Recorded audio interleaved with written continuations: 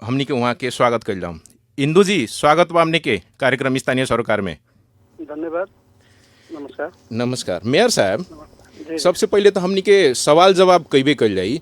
फिलहाल अपने के रौटहट के जौन अपने के नगर पालिका बाटे उ नगर पालिका के अभी अवस्था का बा, थोड़ा सा उ अवस्था के बारे में हमरे के आज जनता के ब्रीफिंग कर दिया तो। नगर पालिका के अवस्था तो अभी तक लॉकडाउन से जुड़ल, लॉकडाउन के हिसाब से तो देखते बानी, लॉकडाउन के हिसाब से भी अभी इसका अवस्था बहुत खराब चलता है। वही में थप हम सब के समस्या दिक्कत ये हत्याकांड शुरू हो गए बा। ये हत्याकांड के लेकर हम सब बहुत दुखी बानी जी। अब कहाँ से होता, कोई साजिश बाटे कि क्या बाटे, अभी तक प्रश्न पता नहीं के चलत। माने सारा दुनिया में तो अभी लॉकडाउन चल रहल बा, उ अवस्था में अपने के गणुरा नगर पालिका में भी लॉकडाउन बा। एकरा अलावा भी अभी नेपाल में सबसे ज्यादा सुर्खिया के विषय वस्तु बनल बा, अपने के नगर पालिका भीतर ही दू गो हत्या हो जाताटे, एगो कस्टडी के भीतर हो जाताटे आ एगो कस्टडी के बाहर हो जाताटे, घेंट रेत के हत्या हो जाता है। ई हत्या के संबंध में अपने थोड़ा सा स्पष्ट पार दी तो। ई हत्या से हम सबको तो बहुत दुख लागल बाटे। फर्स्ट बेर एकरा प्रति, एकरा चलते हम सब दोनों मृत के जी हृदय दिल से आत्मा की शांति के लिए बहुत बहुत कामना करता नहीं, हार्दिक श्रद्धांजलि देता नहीं। ये हत्याकांड शुरू भइल अपने के निरंजन राम से जी। जहाँ निरंजन राम के हत्या भइल वही रात के बाद हम सबके तो शोभो में पता चलल। अब गनी तो पता चल कि घाटी रेत के बहुत निर्ममता के साथ हत्या कल गल बा। रोवा स्पॉट पर गई रहनी? जी जी गई रहनी जी, बाद में गई रहनी जी। तो वहाँ घाटी रेत के एकदम माने हत्या कइल गइल देखल गइल? जी जी एकदम रेत के एकदम निर्ममता पूर्वक हत्या जी। कल गल बाटे। ओकरा बाद में कौन कौन सा गतिविधि हो रहल बाटे? ओमे दोषी के कार्रवाई करवावे खतरा, अच्छा छानबीन करवावे खतरा, ई सब किस्म के माने जी। ये जब निरंजन राम के हत्या भइल ओकरा बाद हम सब एक दुख पहले से होते रहे। ओकरा बाद सेकेंड दिन हम सब डीएसपी के साथे बैठने रही कोई जगह अपन छानबीन करत के क्रम में हमरे सामने डीएसपी के आदमी के अपन कॉल रिकॉर्ड के हिसाब से फोन करते करते आजाद के फोन कैलन। आजाद कथिन नाम का रहे आजाद एगो ओमे संलग्न व्यक्ति उनकरा फोन कैलन। अब उनकरा फोन कैला के बाद कॉल रिकॉर्ड उनकरा में रहे, लेकिन उनकरा फोन करला के बाद डीएसपी साहब के उ सीधा आदमी कहे कि ना हमरा से बातें नहीं कर भइल, हम आज तक कई बातें नहीं कैली, बहुत दिन पहले के बात बाटे। ओकरा बाद डीएसपी साहब पूछलन कि काल बात होइल बाटे कि ना, तो ना हमरा से बातें नहीं के भेल। वही बात पर डीएसपी साहब कहलन कि अभी तक मेरे से अभी तक छोड़ दो, हमरा लगा था कि कहीं इसमें कुछ संलग्नता बाटे। ठीक है, बढ़िया बात बा। माने मृतक निरंजन राम के मोबाइल के ट्रेसिंग कइल गइल, उनकर कॉल रिकॉर्ड देख के डीएसपी साहब कार्रवाई आगाड़ी बढ़ेलन। अच्छा जी बोलल जा मेरे वही रिकॉर्ड में आजाद जी आजाद जी के अब पकड़ा गलन उनका फोन रिकॉर्ड के हिसाब से। वो कहता कि ना हम बातें नहीं कहनी, आए नहीं कॉल रिकॉर्ड में उनकर नंबर बाटे। तो हमरा से छूट के उन्हें गइलन डीएस साहब और कर के लिए ना सांझ में उनकरा से चेक जार करला के साथ में उनकरा हथकड़ी लगा के रात में 8 बजे 9 बजे रात में गाँव में गलन। और निरंजन राम जकरा जकरा बताइलन कि रहे उरे ओकरा पकड़ के 11 आदमी के कस्टडी में लेलन। अब 11 आदमी में से 3-4 दिन तक छानबीन कैला के बाद 4 आदमी के निर्दोष बतालन कि 4 आदमी के संलग्नता नहीं है, 7 आदमी के संलग्नता हो सकता है। हमने कहा ठीक है बा, आगे कार्रवाई बढ़ाई, जल्दी से जल्दी छान के दूध के दूध पानी के पानी करे कि हम सबके नगर पालिका में सब समस्या के कुछ राहत मिलो। वे कस्टडी में रहते हुए अब कस्टडी के क्रम में ही कस्टडी में रहले के बीच में पुलिस के अत्याचार से कहू, पिटाई से कहू, अब यहाँ के स्थानीय पुलिस जिला के भी कुछ लोग जौन 3 लोग अभी निलंबन बाटे, अब वो लोग के बाद में आयल के जिला से 3 गो आदमी आके बेसी पीटलन। हाँ इनू राय जी, एकरा के स्पष्ट कइल जाओ हमनी के 11 आदमी के डीएसपी साहब पकड़ के लेके आईनी जी जी शंका के आधार पर, चाहे मोबाइल के कांटेक्ट के रिकॉर्डिंग के आधार पर 11 आदमी के वहाँ के पकड़ के लेके आईनी। 11 आदमी के पकड़ के लेके अइले के बाद में 4 आदमी के वहाँ के छोड़ देनी जी। जे 4 आदमी के संलग्नता नहीं है में, बाकी आदमी के संलग्नता बाटे कह के वहाँ के मने रखले रह गईनी। रखले रहला के बाद में 3-4 दिन अनुसंधान कैनी। 3-4 दिन अनुसंधान कैला के बाद में 3-4 दिन के बाद में अभी विजय राम वाला घटना घट गई।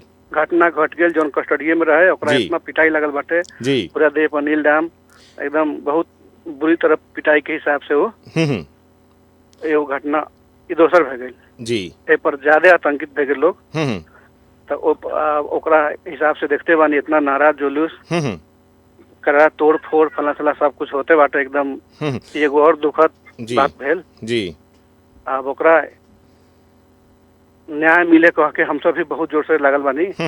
वही के क्रम में अपने के 3 गो आदमी पकड़ालो बाटे, 3 गो जो पुलिस है जिला के क्राइम ब्रांच वाला 3 गो के निलंबन कइल बाटे। अभी 2 गो संख्या घेरा में बाटे, डीएसपी आएगा और सही साहब। तो वो संख्या घेरा बाटे। अब पुलिस बताइए वास्तविक लोग उमें लगता उनका है कि न है, लेकिन इंचार्ज तो डीएसपी साहब रहस। वही अंदर में आके जिला के 3 गो आदमी खूब पीटलक। वही ओकरा हिसाब से बिजरम के मौत मने जैसे मने उदाहरण के लेल हम रुआ से बता दी कि जैसे अपने के गणुरा नगर पालिका के भी कोनो ऐसन किस्म के घटना घटता तो रुआ जिम्मेवार होतनी, रुआ प्रमुख व्यक्ति बानी, पहिलका नागरिक बानी। वही तरह इलाका प्रहरी कार्यालय रौटहट गणुरा के भीतर यदि कोनो किस्म के घटना घटताटे तो ओकर जिम्मेवार तो डीएसपी साहब होखेम एकदम। तो उ हिसाब से डीएसपी साहब पर भी अनुसंधान होके के चाहिए, आ होत भी होई होत बाटे जी। होके भी चाहिए तो एकदम निष्पक्ष बात है कि उनकरा पर जी मतलब कार्रवाई तो होके न होके, लेकिन उनकरा पर अनुसंधान अभी तत्काल होके चाहिए कि अगर वास्तव में दोषी ठहरल जाए तो उनकरा पर तो और कड़ा से कड़ा कार्रवाई होके चाहिए जी। क्योंकि वो माने इंचार्ज बानी वहाँ के, इंचार्ज भइला के बाद में जितना भी घटना परिघटना हुई, नीमन काम हुई तो जस उनकरे लाओ के परी, गलत काम हुई तो अब जस उनकरे लाओ के हुई उनकरे लगे जी बिल्कुल। अब हमरा के एगो चीज रुआ बता दी, ई जोन आंदोलन होताटे विजय राम के यातना देला के बाद में उनकर खुद अपने के वीडियो वायरल भइल बाटे कि जे यातना बहुत देल बा, वो अपने से कहले बानी विजय राम जी मरे से पहले कि हमरा के बहुते पाइप से मारल गइल बा, बांस से मारल गइल बा, बहुत किस्म के बात वहाँ के कहले बनी यातना के क्रम में, जौना के चलते वहाँ के मृत्यु हो गइल बाटे। अब अपने हमरा के बतावल जाओ, वहाँ के तो एको दलित समुदाय से बिलोंग करतनी, दलित समुदाय के व्यक्ति बनी, वहाँ आंदोलन बहुत दलित के माने एनजीओ आईएनजीओ सब दलित संगठन सब भी आंदोलन कर रहल बा। उ आंदोलन में राउर भूमिका कैसन बा?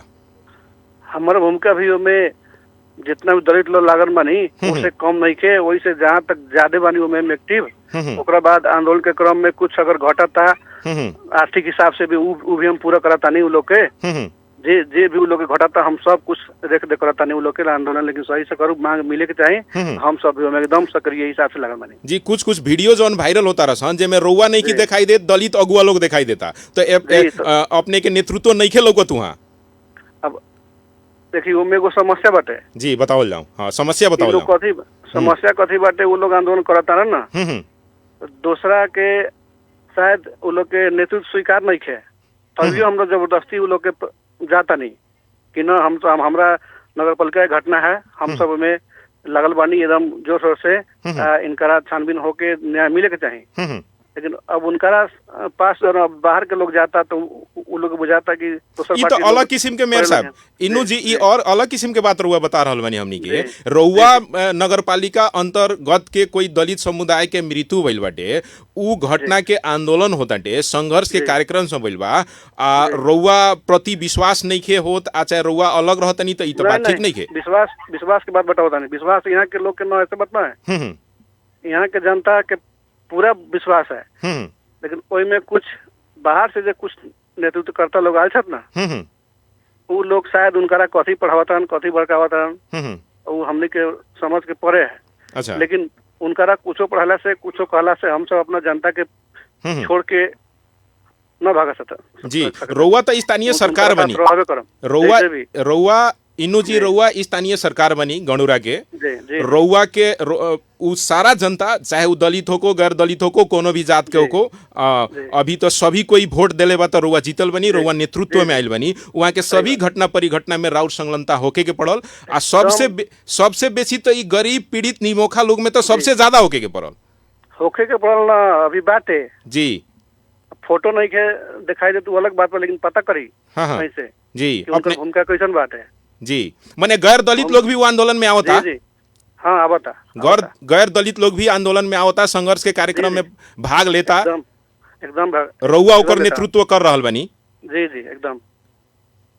ई जौन भी मीडिया के बात बाटे कि जे सिर्फ दलित लोग आंदोलन करता ऐसा किस्म के वहाँ नहीं है। ना ऐसा नहीं है। अच्छा ठीक बा। ऐसा नहीं है। ई आशा भी बा।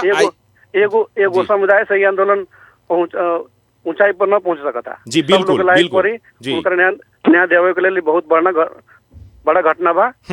एगो खाली दलित लोग के लगला से चाहे एगो पार्टी के लगला से हो वाला चीज नहीं है। जी जी। हम आजो मीटिंग अलग है, आजो कहनी है वो लोग पार्टी के बात कर तोलन है। हम आजो कहनी है कि पार्टी के बात छोड़ू, एगो मनुष्य के हत्या भेल बाटे, सब आदमी मानव बन के आओ, एगो मानव के रक्षा करू, मानव के हिसाब से लागू। पार्टी सार्टी के कोई दिक्कत नहीं है, चुनाव आई तो पार्टी की बात करम। जी बिल्कुल सही बात बा। दूसर का चीज कथी बाटे मेयर साहब कि ई तो एगो व्यक्ति मरल बा, एगो इंसान मरल बाटे। ई तो वर्गीय बात, जातीय बात तो ये आज के जमाना के स्थिति में ई सब बातें ना आवे के चाहिए। घटना घटल बा, उ व्यक्ति के साथ बर्बरता भइल बा, उ व्यक्ति के हत्या भइल बा, हत्या करे वाला के सजाए मिले के चाहिए।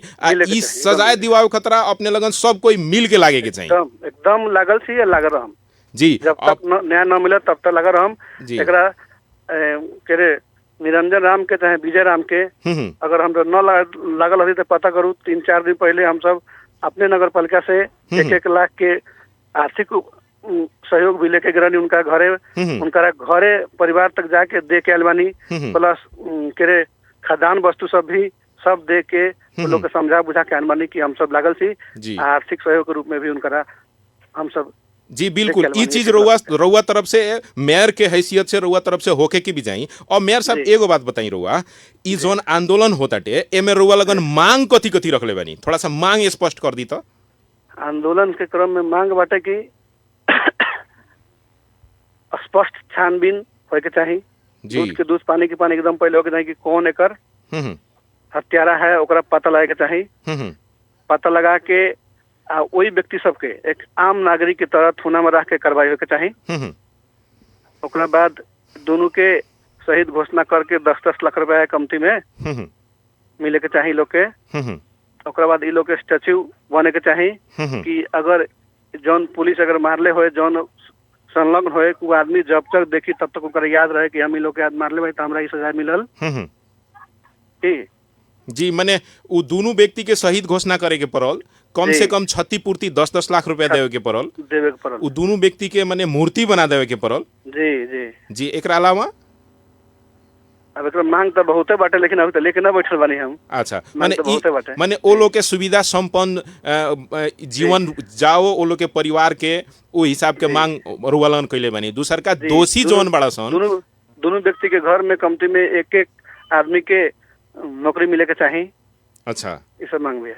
ई रउआ लगन माने केंद्र सरकार से मांग करतनी जी। अभी हम सब मांग रखले बानी, अगर केंद्र न सकियन तो हम सब अपने उपलब्ध कराएं। माने स्थानीय सरकार से भी रउआ लगन उपलब्ध वो लोग के कराएं। अगर न सकियन वो लोग, प्रदेश न सकियन, केंद्र न सकियन तो हम सब कराएं। वैसे प्रदेश सरकार भी आके वो लोग के बहुत अच्छा जी चित बुझालन, कहलन, सुनलन, आशा भी दिलन कि आप सबके न्याय देवाएं। मुख्यमंत्री जी खुद अपने आयल रहस। अच्छा, मुख्यमंत्री जी आई रहनी वहाँ जी जी। विजय राम के 5 लाख रुपया देवे के शायद घोषणा भी कलन।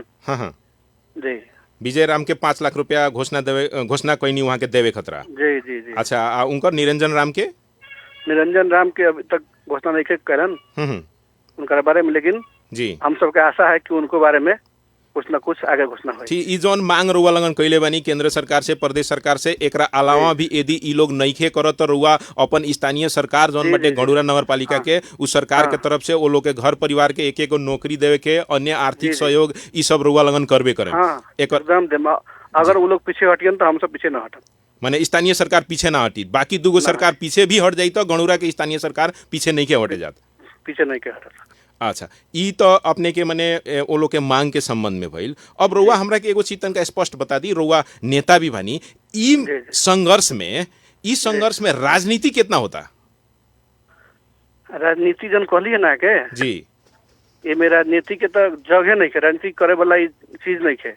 केकरो जान गइल बा, केकरो मतलब बेटा मरल बाटे, कोनो पत्नी के पति मरल बा, कोनो बेटा के बाप मरल बाटे, में राजनीतिकरण कैल बहुत गंदा खेल बाटे में राजनीति न होए के चाहिए। लेकिन तभी भी अब कुछ लोग चाहता कि हम राजनीतिक आगे बढ़ी तो में हमार राजनीति फटाई की उ चाहता कि एमे हम आगे बढ़म तो हमारा भाई ई सब न होए के चाहिए। अभी तक नइखे भेल, ओइसे अहाँ सब हमर फोटो नइखे देखले।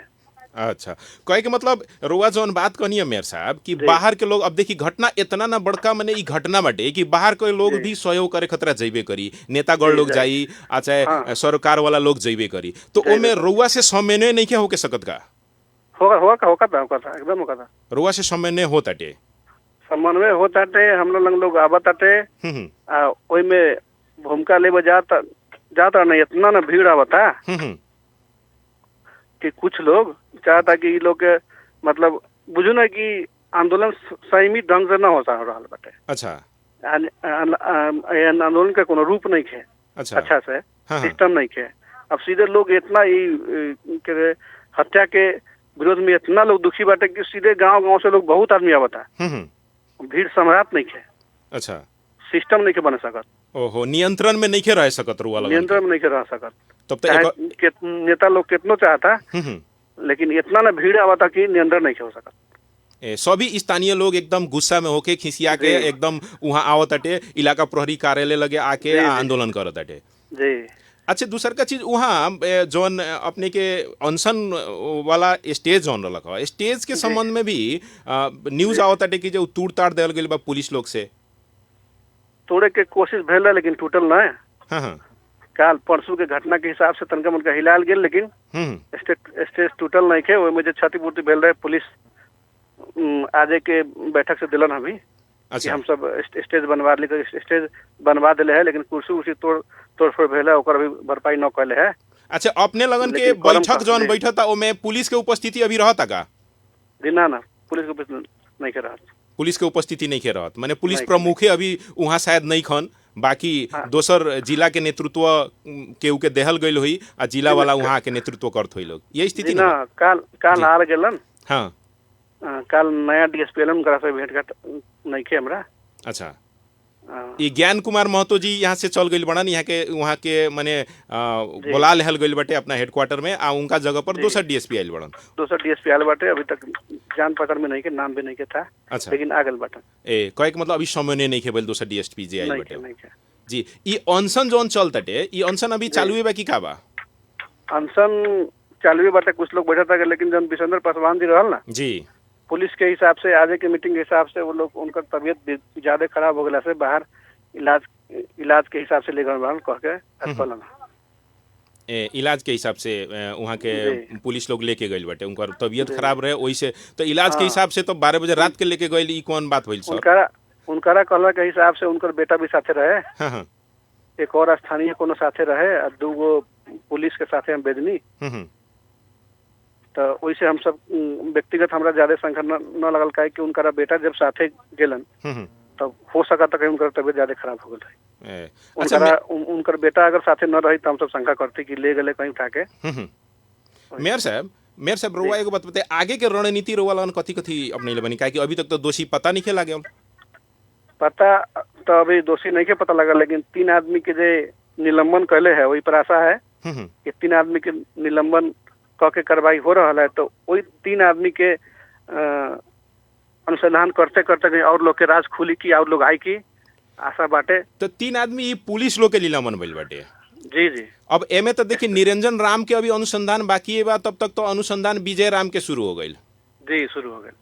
तो एमे तो हमनी के तो दोनों के दोषी के हमनी के एथी करे के पड़ी, दोनों के दोषी निकालेंगे पड़ी, दोनों के दोषी निकाले के पड़ी, दोनों के दोषी पुलिस निकालो, पुलिस निकाल के हमनी के सामने में पेश करो, जनता के सामने जी, दूध के दूध पानी के पानी करो। ला यहाँ से गुनाहगार है, हाँ, हम सबके सामने बताओ पुलिस की ला फला आदमी यहाँ से निरंजन राम के दोषी है, इनकर दोषी है, सबको दूध के दूध पानी के पानी करो। ओकरा बाद हम सबके मांग के अनुसार वो लोग के थूना में रख के कार्रवाई कर जाओ।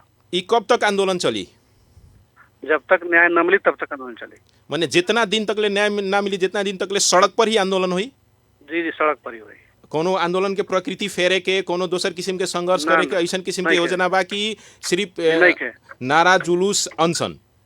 जी ना, नारा जुलूस चलते रही, आंदोलन चलते रही, जब तक न्याय न मिली तब तक लोग यहाँ के चुप रहे वाला नहीं खे। एकदम आंदोलन जारी रही। अपने के वहाँ स्थानीय बाकी सभी दल के लोग रउआ के सहयोग कर रहल बा ई मैटर में की का बा? सभी दल के लोग बाटे।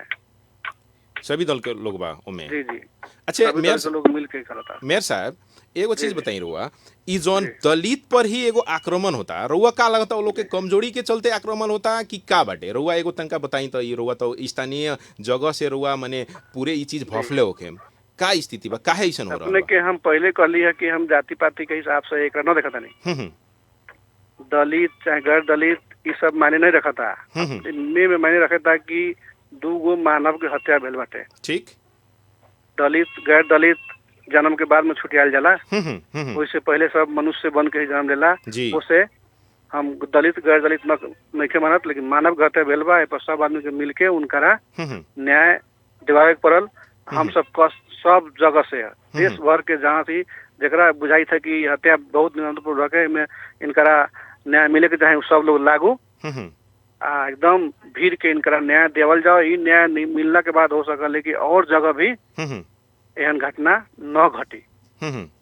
जी, अपने के का भरोसा लागत है कितना दिन के अंदर में ई पुलिस कार्रवाई कर ली, आपने लन के मांग पूरा कर ली? ए तरीके से तो दिन प्रतिदिन लमरते चल जाई, कितना दिन आंदोलन कर जाई? अब सिस्टम भी नेपाल के ऐसने बाटे। पुलिस आज तक दमन करते आल बा, अभी तक करते बाटे। तो अब की बार नहीं के छोड़े के, जब तक न्याय मिले तब तक लड़ी के बाटे, लड़ के न्याय बिना ले छोड़े के नहीं के। लेकिन आशा बाटे कि पुलिस भी आज के मीटिंग के हिसाब से कि पुलिस के भी मतलब महसूस भेल बा कि अब वास्तव में ये लोग हमनी के दोषी है, हमनी के मतलब गलती के चलते, हमनी के निरंतर पूर्वक के चलते ये सब मरल है, तो न्याय मिले के चाहिए। आज की मीटिंग से कुछ भाव देखल गया है, तो आशा है कि कथी भइल आज के मीटिंग में मेयर साहब? अब पुलिस अपने से खुद से कहता कि हाँ वास्तव में हम सबके स्टाफ के निरंतर पूर्वक पिटाई के चलते ही मरल है, कह के इतना तक कहल कमती में, तो इतना कहे के हिसाब है कि वो लोग के एहसास भेल कि हाँ हम सब मारने वाली। वैसे आशा पलाई था कि अब जल्दी ये निराकरण हो कि कहे के मतलब पुलिस लोग ये चीज स्वीकार करता कि जब हमनी टॉर्चर दिले बनी जी, हमनी टॉर्चर हमनी के पीटला के बाद में ही माने विजय राम के मृत्यु भेल बाटे, ई लोग स्वीकारता। तो ये लोग स्वीकारता तो दोषी तो पता लगिए गई सर? दोषी तो पता लगिए, लेकिन अब वही में छलफल में कौन दोषी बाटे जी, वास्तव में कौन पीटले बाटे जी, उतना ओकरा अंदर से निकाल के सब दूध के दूध पानी करो कि ला फलना आदमी के फलना नाम के पुलिस, फलना नाम के इंस्पेक्टर ये सब गलती कर ले बाटे, ई नहीं के पता। ई तो मेयर साहब ई तो जेतरा हम रउआ के कहनी है कि जे रउआ घटना के जिम्मेवारी सब लेओ के पड़ी, काहे कि रउआ प्रमुख व्यक्ति बनी उ तरीका से, तो ई तो बिना डीएसपी के निर्देशन से कोनो चीज तो होइए नहीं कर सकत नो। वहां टॉर्चर जब तक जिला हम सब जब जिला के टोली आके अगर पिटले बाटे, जिला के टोली आके पिटले बाटे, 3 आदमी लंबन में बाटे, एसपी साहब के बिना आदेश से ना आयल है, तो हम सब ई आवाज भी उठावे छी कि अब एसपी पर भी जी मुलाकात होए के चाहिए।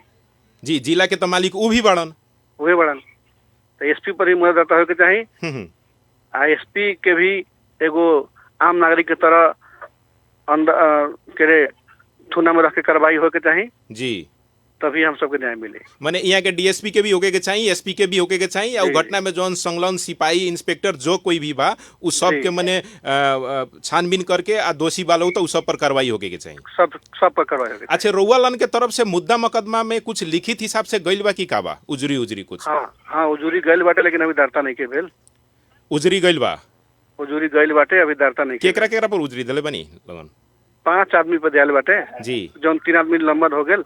हाँ, एक आदमी यहाँ के डीएसपी साहब, अच्छा, जो पहले रहा ज्ञान कुमार महतो, आएगो यादव सही रहलन, वीरेंद्र यादव माने ज्ञान कुमार महतो डीएसपी साहब, ओकरा बाद में एक जौन अपने 3 आदमी निलंबन भइल बा उ लोग इंस्पेक्टर सहित, आ एक आदमी और वीरेंद्र यादव जी, तो ई 5 आदमी पर रउआ लगन ठाड़ो उजरी दिले बनी जी, तो उदारता नहीं के होत?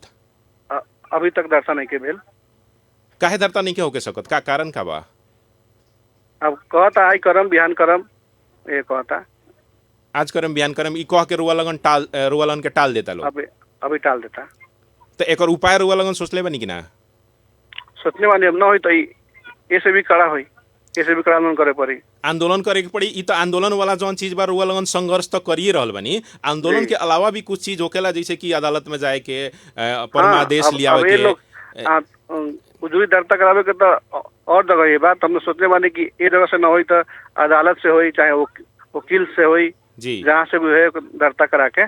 जी परमा देश से भी केस अदालत के के बाद माध्यम से भी होके जी। के प्रावधान बाटे अपना देश में। जी जी बात तो उ प्रक्रिया में रुआ लगन अगाडि बढ़त अभी नहीं के गेल, अभी नहीं के गेल। अब एक दो दिन में न करी अगर यहाँ से तो हम सब वही प्रक्रिया में लागम। माने एक दो दिन में अगर नहीं हो तो कागजी प्रक्रिया में भी रुआ लगन अगाडि जाएम, ओकरा बाद में जी। संघर्ष के प्रक्रिया में तो रुआ लगन बढ़ले बनी, संघर्ष बढ़ले चलते बनी। रही, कागजी प्रक्रिया भी अगाडि चलते रही। जी जी जी जी इनु राय यादव जी, मेयर साहब, अब हमनी के लगभग कार्यक्रम के अंत तोरा गइल बनी सन। जी अपने जौन घोषणा कैनी है कि वो लोग के सारा मांग पूरा करे के पड़ल, जब तकले सारा मांग पूरा ना हुई तब तकले हमनी के आंदोलन के संघर्ष के काम जारी रही। अपने के लिखित हिसाब से भी मुद्दा दर्ता करे वाला काम भी अगाडि बढ़ रहल बा। यदि प्रदेश सरकार, संघीय सरकार वो लोग के राहत पैकेज कुछ घोषणा नहीं के करत, क्षतिपूर्ति घोषणा नहीं के करत, तो स्थानीय सरकार भी सरकार तक कह दिलन। जी प्रदेश सरकार हाँ एक आदमी के कैले बड़न, एक आदमी के नहीं। जी तो प्रदेश सरकार यदि नहीं के करत, संघीय सरकार नहीं के करत, तो रुआ लगन स्थानीय सरकार गणुरा नगरपालिका से भी वो लोग के जौन क्षतिपूर्ति हुई तो दिवाएम। एकरा अलावा अब हमनी के कार्यक्रम के लास्ट में बन सन रुआ कुछ संदेश देवे के चाहे अपने के गणुरा वासी लोग के इस संदर्भ में, ई परिस्थिति के बुझते हुए।